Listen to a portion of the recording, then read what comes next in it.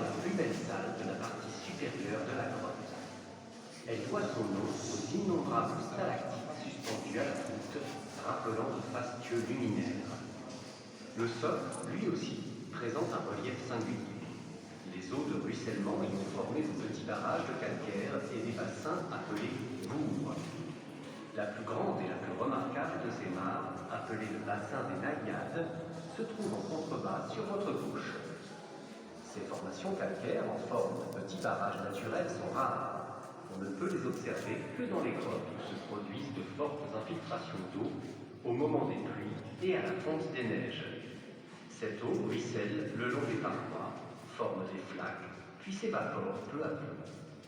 Comme pour les stalagmites, le carbonate de calcium, dissous dans l'eau, reprend forme solide et se dépose, cette fois, sur le pourtour de la flaque.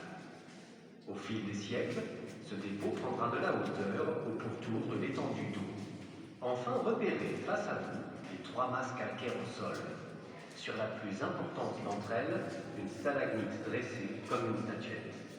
Dans un jeu d'ombre et de lumière rouge que vous percevez sur votre droite, elle évoque peut-être pour vous aussi une image mythique, telle Jeanne d'Arc sur le bûcher. Les grottes d'Étaram ont été découvertes par un soldat de l'époque napoléonienne en 1819.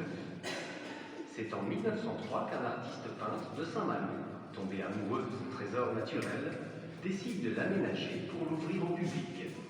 Léon Brosse dirige seul ses travaux d'accès audacieux et coûteux, faisant preuve d'une remarquable ingéniosité. Il fait notamment construire une centrale hydroélectrique sur le gave de Pau pour pouvoir électrifier les grottes.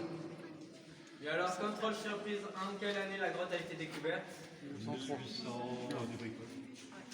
1819, oui, c'est bien. Et deuxième question, depuis combien de temps la salle